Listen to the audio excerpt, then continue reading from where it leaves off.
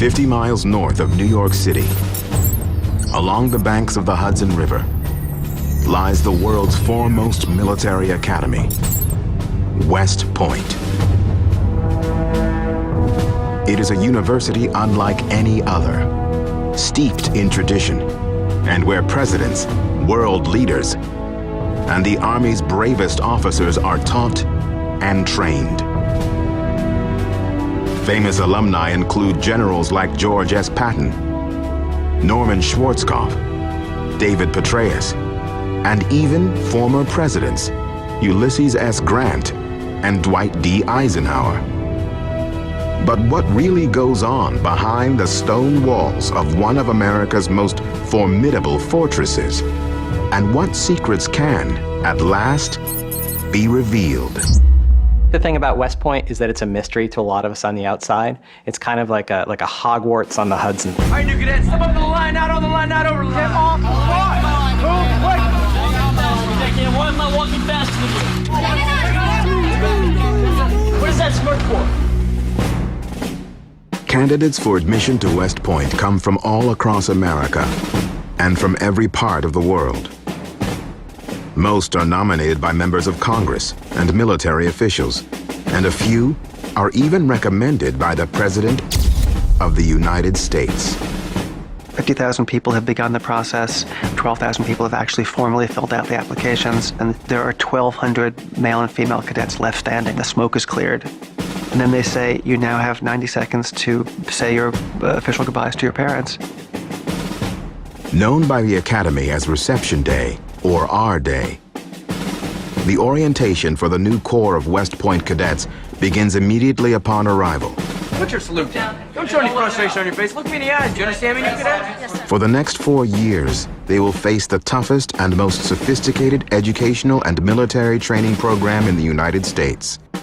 A few will drop out, but those who remain will be forever changed, graduating as a commissioned officer in the Army. I was a tri-sport athlete. I was a straight-A student. I was my senior class president. I got there that morning, and I was immediately just engulfed in this high-tone environment. We're gonna have a long summer. Do you understand me, new cadets? Yes, sir. It was very stressful, and I didn't quite know what to do when I got there. While other college co-eds are decorating dorm rooms and partying with friends, West Point's new cadets sacrifice much of their social freedom to a process some outsiders call soldierizing. West Point cadets, they're kids, they're normal people, but that place is hardcore. It's military from the day you walk onto the post until the day you graduate. If they're wearing glasses, they will be issued TEDs, tactical eye devices. If you have tattoos, the tattoos are digitally photographed and scanned in as part of who you are there. Your skin belongs to the Army now, too. From the moment they arrive, the new cadets must navigate a labyrinth of challenges and secret traditions, beginning with the cadet in the red sash. I met the cadet in the red sash. His or her famous line is, "Cadet, step up to my line." Do not stand 1 foot behind my line. Do not stand 6 inches behind my line. Do not stand 1 inch behind my line. Right up to my line. It's their very first experience into West Point. It's their indoctrination, and it's very stressful, and they yell at you. That is your left. Go to your right, new cadet. There's a little card you have 30 seconds to memorize. New cadet Constantina reports to the cadet in the red sash as the first time is ordered. Those are the first words you speak as an Army leader in training. So what you see is all these kids who have been valedictorians, who have led sports teams, and all they have to do is say one line. And they can't do it. Before they take a single academic class, each new cadet must conquer 6 weeks of intense physical and military training, known as Beast Barracks.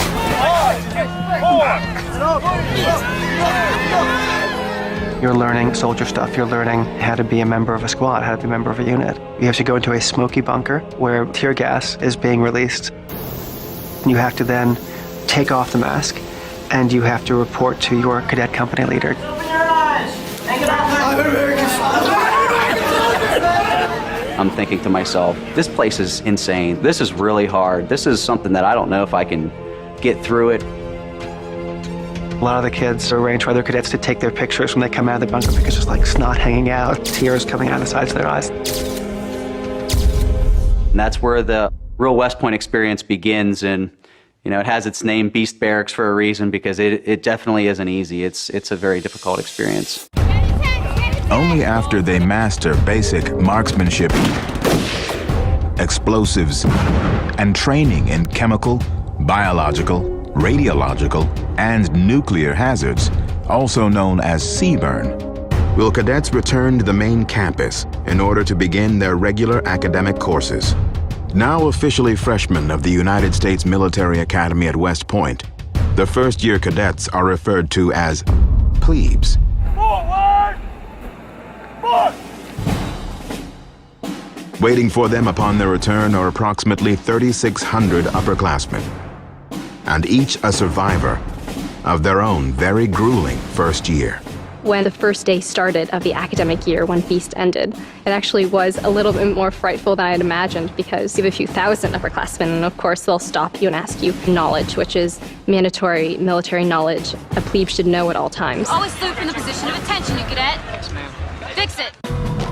That mandatory military knowledge is contained within a 325-page manual given to all first-year plebes called the Bugle Notes. And, like a sorcerer's book of spells, each phrase and fact within the Bugle Notes must be memorized word for word. Because upperclassmen can stop a plebe at any time and demand an answer to their often curious questions.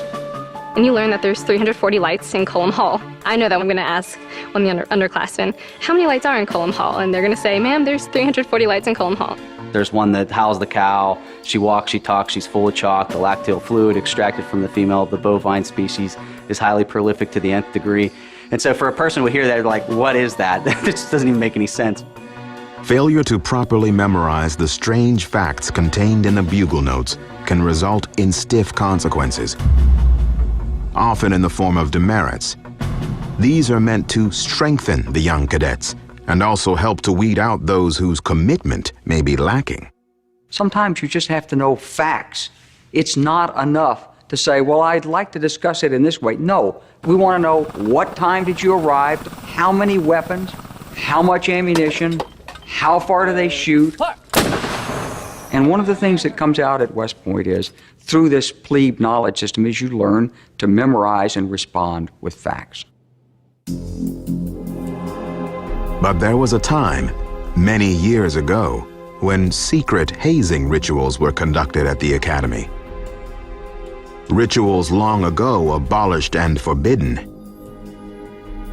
And one of the worst and most secret of these was known as the silence. It is thought to date back to a time soon after the Civil War, when West Point accepted for admission its first African-American cadets. The very first black graduate was Henry O. Flipper from Georgia, born a slave, and he graduated here in 1877. Unfortunately for him and others that graduated even up through the years of World War II, these cadets were silenced. That was a practice where no one spoke to them. For many decades after the Civil War, racism and prejudice was widespread in America. And even the hallowed halls of West Point offered no exception. Resented by all but a few of his classmates, Henry Flipper endured years when almost none but the faculty would speak to him. Not during class, not during training, not ever. So just imagine being there for 4 years and having to endure a silencing for that amount of time. You can imagine the courage that it took and the fortitude that he had within him in order to overcome that. Fortunately for Flipper, the harsh treatment by his peers only strengthened the young cadet's determination and resolve. He went on to serve as a second lieutenant in the Army's 10th Cavalry, the first non-white officer to lead the now famous Buffalo Soldiers. During the decades that followed, both America and West Point continued to grow and evolve. In 1976, the Academy accepted 116 of its first ever female cadets. And though none of them were forced to endure the kind of hazing that had been rumored to take place in the past, Barely half made it all the way to graduation. When they first arrived in the mid-70s, because West Point is a traditional place, they weren't welcomed really warmly. So if you meet a female Army officer who says that they're a West Point class of 81 or class of 82, you are meeting a hard, cool person.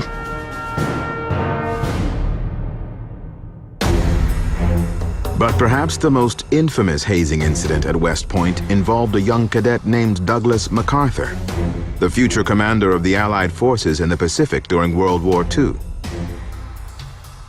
There was a situation where he had to squat over glass for over an hour, and he couldn't do it any longer. He fainted. The incident forced MacArthur to be hospitalized and later become the subject of a congressional investigation into the clandestine practice of hazing. And even though the practice has been officially banned for decades, there are some who admit that a mild form of it is still in existence. You have to read that New York Times every single morning. You have to know the 5 articles that you could potentially be asked by any upperclassman at any point in time. That constant battle of knowing all the things that you're supposed to know, not to mention all the academics, that's the haze. That truly is the haze.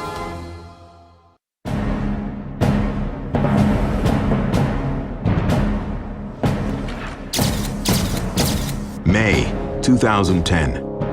Army Private Bradley Manning is arrested and charged with aiding the enemy after providing more than 700,000 secret documents to the website WikiLeaks. According to military officials, Manning first started releasing the classified materials in 2009 while working in Iraq. It was a stark reminder that the threat to our national security can come from both outside and inside the military. So here you have a young soldier who had access to secret data on a network, and he allegedly took large amounts of that data that was supposed to be secret and gave that to somebody outside the network. So we take it very seriously.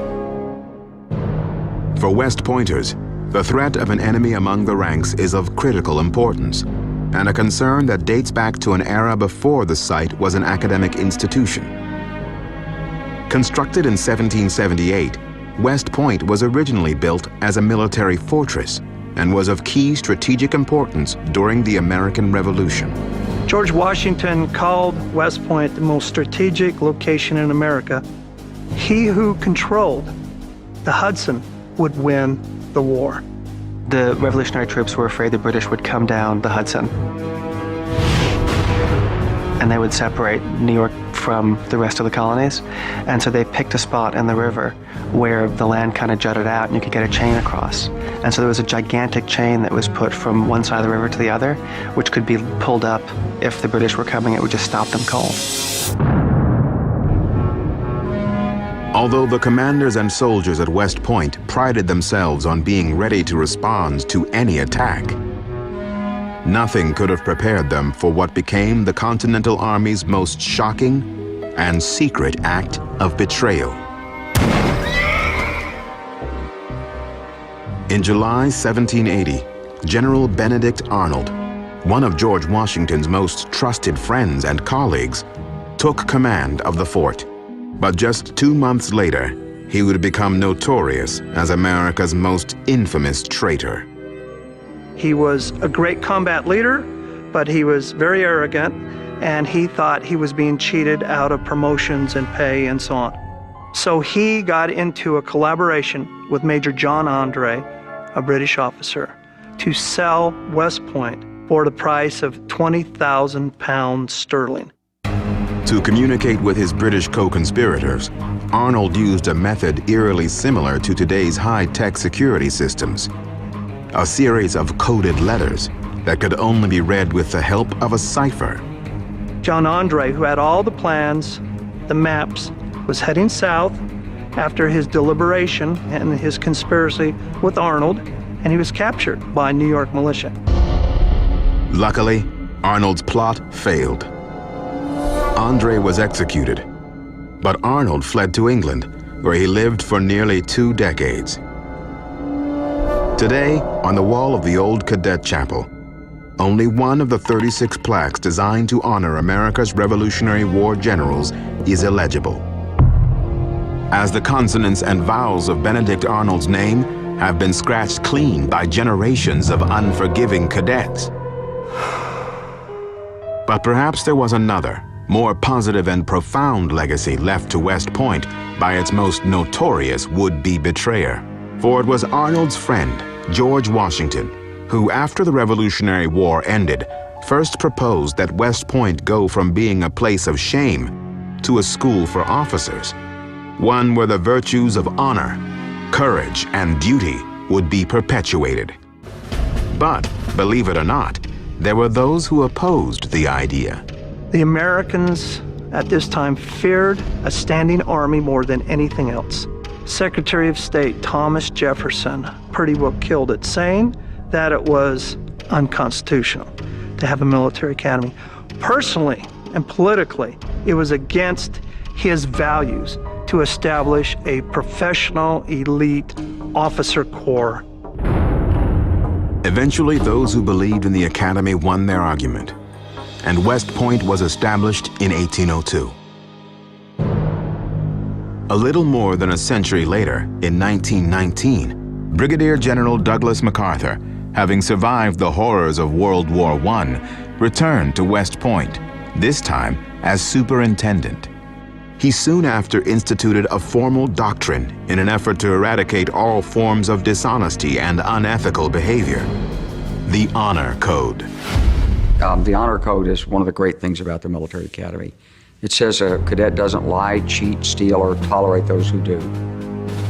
I've had a few friends and classmates at West Point cheat on an exam or accidentally copy words into a paper, and they've been relieved from West Point because of the Honor Code. It is the one thing that binds all cadets. But strict codes of honor can be hard to live by and live with, as was the case with a few of West Point's most notorious dropouts. In the summer of 1830, Edgar Allan Poe, the great poet, came here. He'd been in the Army 2 or 3 years already, was a sergeant major in an artillery regiment, and to make that rank in a couple years is interesting. But he soon learned that he did not like it here, and he did everything he could within about 7 to 8 months to be dismissed from the academy. Another former West Point cadet, LSD guru Timothy Leary, came to West Point in 1940, only to drop out 1 year later. Turn on, tune in, drop out. 2006, in the midst of Operation Iraqi Freedom, rumors began to circulate concerning an incoming West Point cadet known only as Jamil, the first Iraqi citizen ever to attend West Point. Although no photos of him are known to exist, and even his very presence is still considered a matter of national security, Jamil is more than a cadet. He is also part of a long-standing West Point tradition.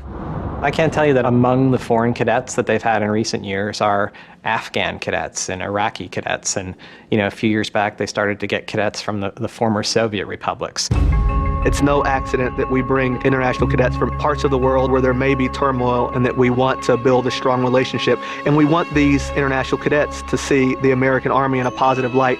These young men and women who come from other countries will rise in the service in their own countries, and you'll have permanent friendships and permanent bonds of understanding between nations, armed forces. Unfortunately, not all of West Point's international graduates have escaped controversy. Former Nicaraguan dictator Anastasio Somoza graduated from the U.S. Military Academy in 1946. In 1980, only months after being overthrown, he was assassinated in a plot his enemies called Operation Reptile.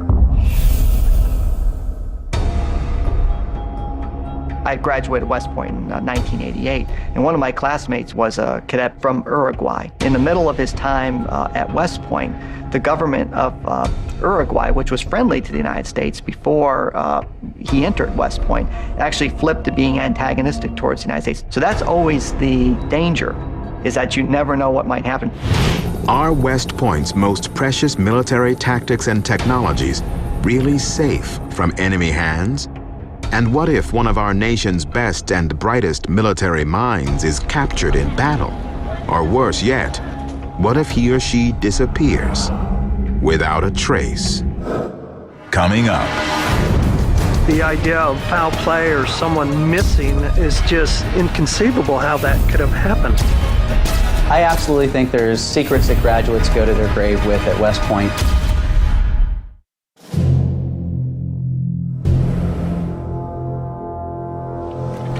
West Point, January 14th, 1950. After receiving a series of mysterious phone calls, 21-year-old sophomore Richard Colvin Cox leaves campus for a dinner with an old acquaintance, never to be seen or heard from again. J. Edgar Hoover signed some of his best agents on the case, trying to figure out what happened. And to this day, we still do not know what happened to him. There were various sightings of him. For the most part, that was the last sighting of Richard Cox as a West Point cadet.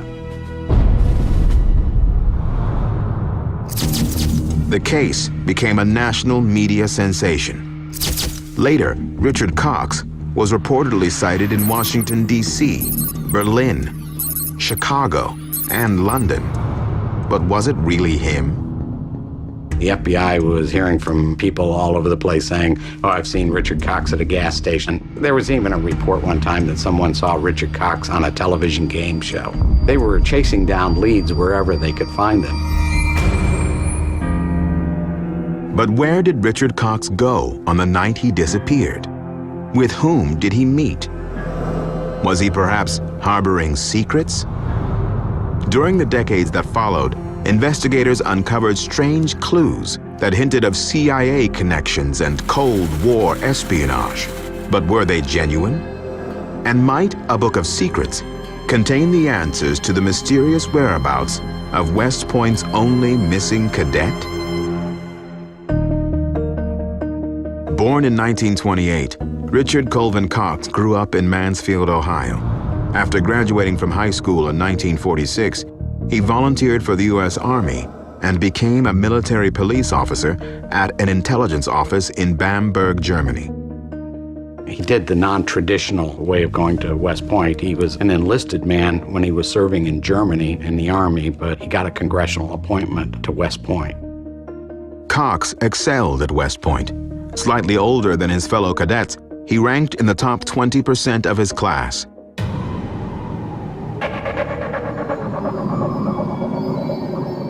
On the night of his disappearance, he told his roommates he was meeting a friend he would only refer to as George, someone he claimed to have known during his years serving overseas.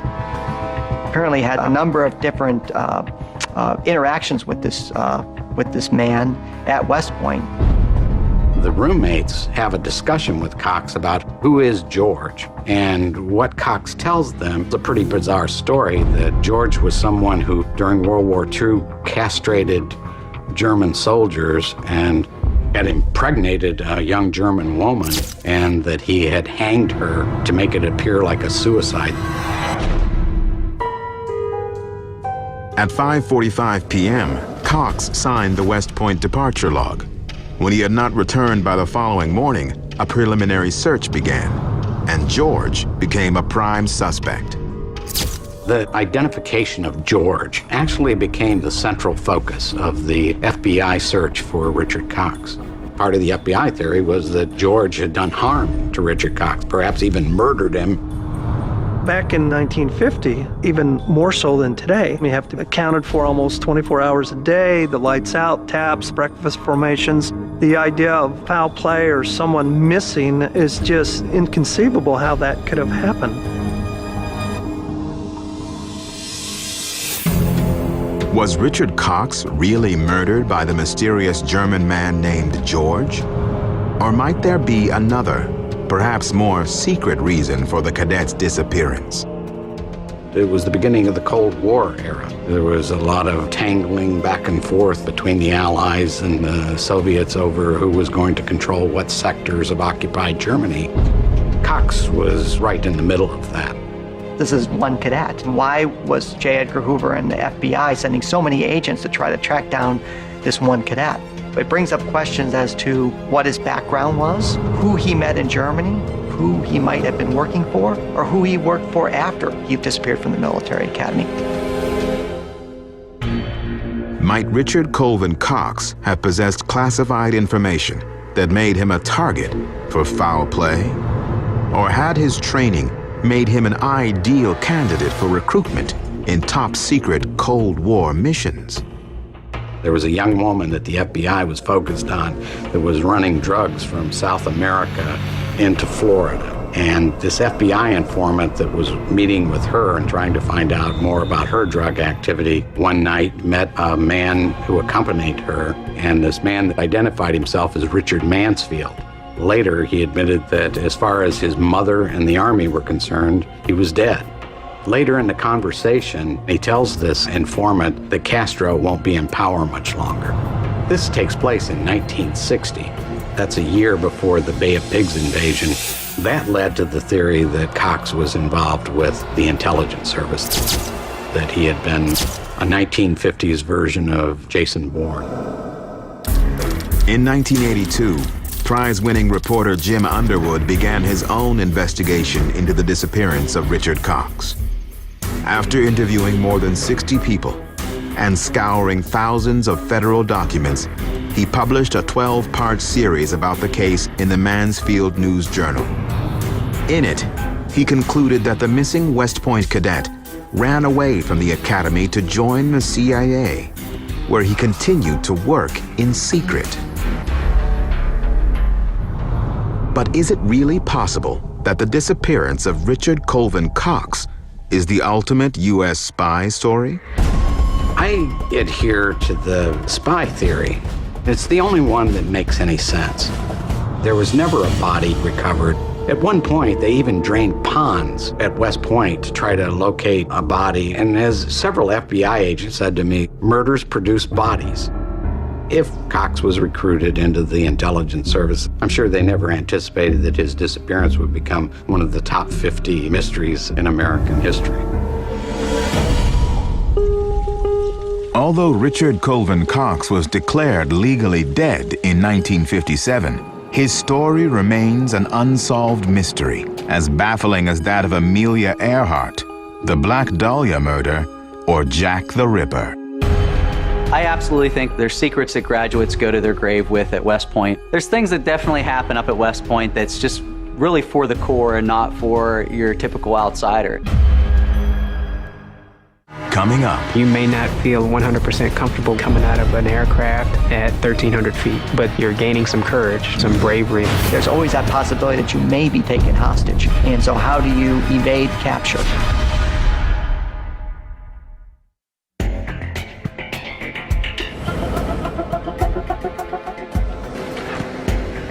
Afghanistan, summer 2011. A small U.S. Army infantry unit moves across barren terrain, surrounded by crumbling walls and a few dusty trees. Suddenly, an ambush. Hey, Roger, we have enemy pinned down here in the south break. For those in charge, decisions must be made in an instant. And all they can rely on is their experience, their wits, and their military training. You never know what's gonna happen. Hey, hold what you got! Full security! To the west! You're going out, you're on a patrol, you're in a city, and all of a sudden you get attacked. Go! Come on, come on, come on! So it's never like you see it coming, but there are basic skills that you have to have as a soldier. And you need to be able to put those skills into action in a number of different environments. But just how does West Point prepare America's future military commanders for the life and death stakes of military service? We're really taking individuals coming out of high school and they're going into an environment where you have to learn how to survive, how to evade, how to resist, and how to escape. While students at other universities are studying things like anthropology, engineering, and literature, the cadets at West Point tackle those subjects and much, much more. We spent a whole semester on the course called Combat Leadership. You know, a soldier today doesn't want to be just told what to do. They want to be told why they're doing it. What is the purpose of an operation that we're going on? Based upon the West Point officer's education, they can explain that to the soldier. So the soldier has a purpose in what they're doing. The exclusive course load includes everything from military leadership and helicopter aeronautics to cybersecurity, information warfare, nuclear technology, homeland security, and of course, global terrorism. All of our military faculty have come back from deployments or from certain bases or training experiences around the world, and they have a wealth of knowledge and information. And in all of our classes, we talk about the military. We talk about event circumstances, the lessons learned from their deployments or their experiences. But the real combat lessons are learned once final exams are over. After acquiring a full term of military know-how, West Pointers quickly begin an even more brutal regimen, this time training with the real Army. Roger, copy. Danger close. Your second summer at West Point takes cadets through an experience where they understand all the different branches in the Army. So you could go to a scuba school, you can go to air assault school where you learn how to rappel out of helicopters. Rappel! So there's a lot of unique opportunities. During each summer, cadets train with soldiers in the U.S. Army, where they get crash courses in fields like artillery and aviation. The truth is, it's a really tough, hard slog, and that's the value. You learn persistence, you learn self-discipline, you learn about yourself and how you respond under stress. You may not feel 100% comfortable with coming out of an aircraft at 12 or 1,300 feet, but you're gaining some courage, some bravery that you'll have to call upon later on.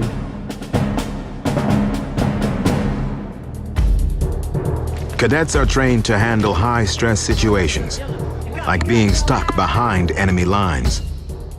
And Army specialists recreate capture scenarios, including POW camps. But with the Taliban and other terrorist cells offering $100,000 bounties for the capture of an American soldier, just how do West Point cadets prepare for this worst-case scenario? Hey, right there, don't fire, just hold up. Hey, if you need us to remark with smoke? No, we got it. No matter what environment you're in, whether it's Iraq or Afghanistan or whatever, there's always that possibility that you may be taken hostage. And so how do you evade capture? We can train the student in order to prevent them from giving away that type of information. For me, going through some of the most extreme experiences in Afghanistan, I think West Point has prepared me for dealing with those scenarios and dealing with that hardship and profound experience that some people have. Let's go. Get up there.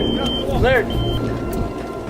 But as unconventional warfare becomes the new battleground for the 21st century, just how are West Point cadets prepared to defeat the enemies of tomorrow? What confidential battle techniques and secret knowledge do they possess by the time they leave America's most prestigious military academy? Coming up. Any sort of hacking that we teach is done in a very controlled environment. To defend a network, you have to know what the threat is, and so we teach them how to be the threat.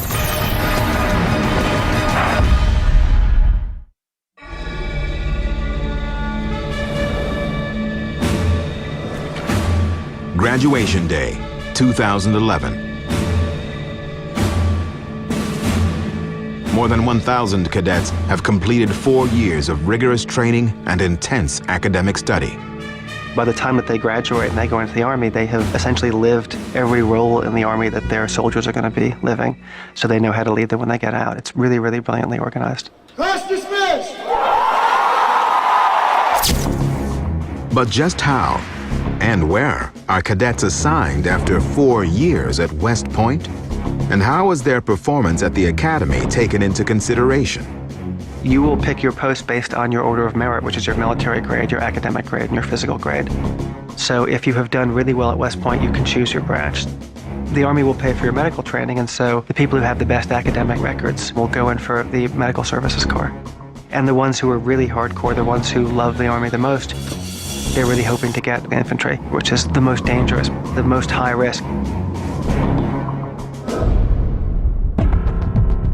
More than 200 years after it was founded, West Point continues to produce many of America's finest leaders, balancing deeply held traditions with the demands of a changing world.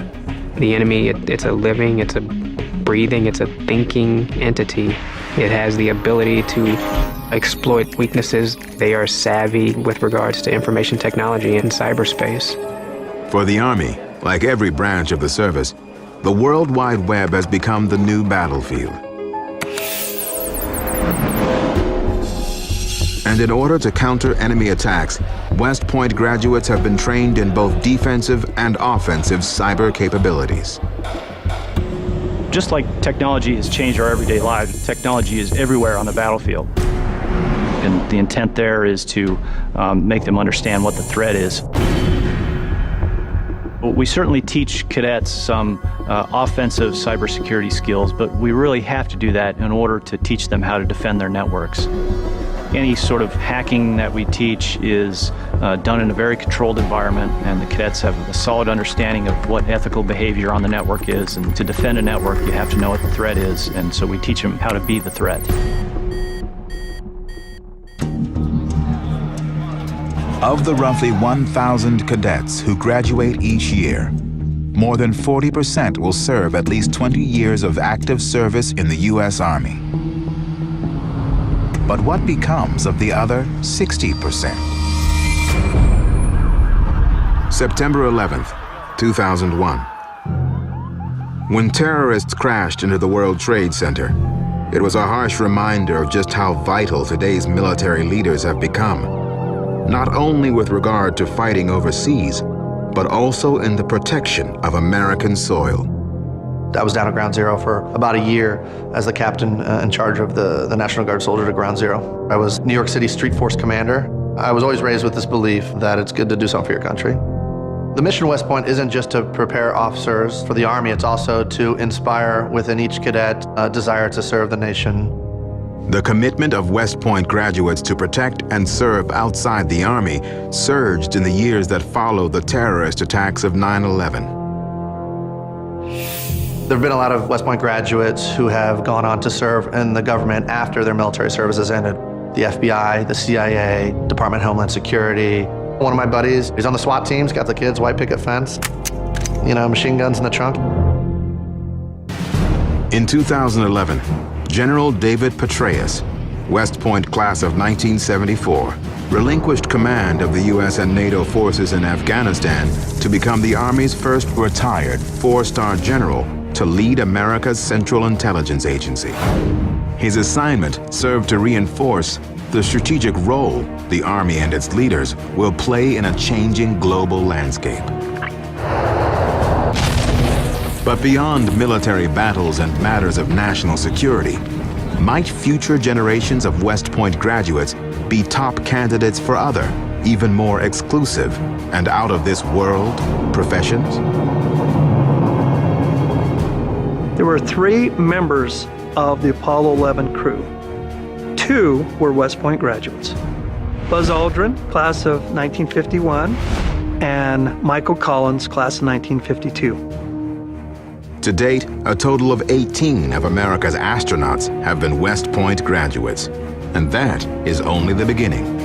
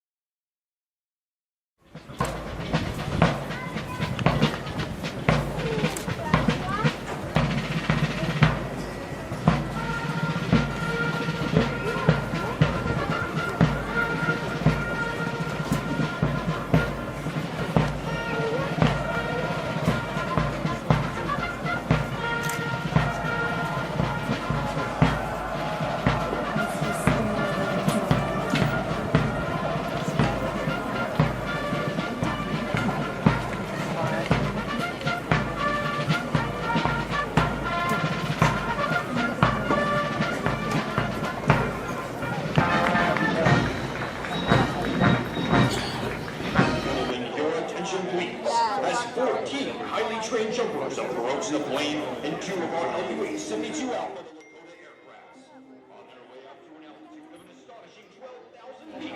My name is Cadet B.J. Waltz from Los Angeles, California. I'm a member of Company F1, and I have the privilege of narrating for you today this amazing demonstration of precision female accuracy before my crew, class of 2016 Westpoint parachutes.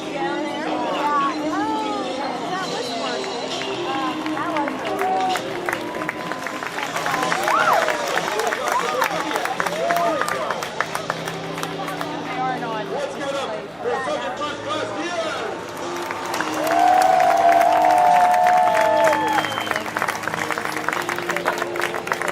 Up next in the stack is the newest officer in charge of the parachute team, Major Kevin Krupski from Great Neck, New York. Help me welcome in, Major Krupski!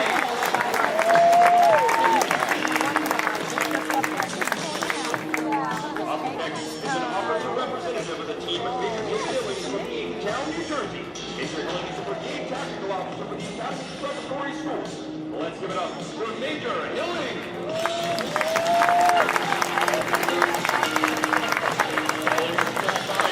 And so, Tom Falzone from Los Angeles, California. Coach Falzone is with your Black Knights for the past 9 years.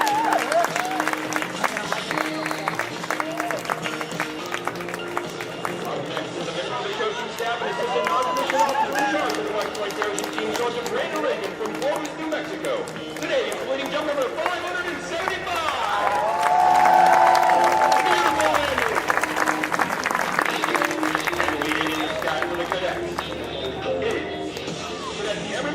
From Harpersville, Pennsylvania. Cadet McDonald is a member of Company H4 and today he's completing jump number 807.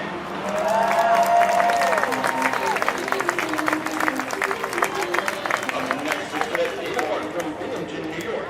Cadet Hart is a member of Company B4 and today he's completing jump number 750.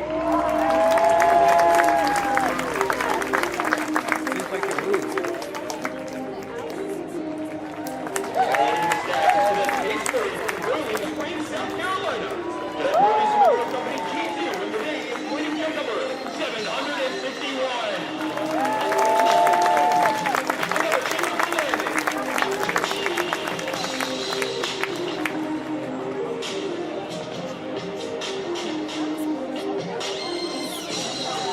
Up next in the stack is Cadet Jordan Cobb from Houston, Texas. Cadet Cobb is a member of Company H3 and today he is completing jump number 650.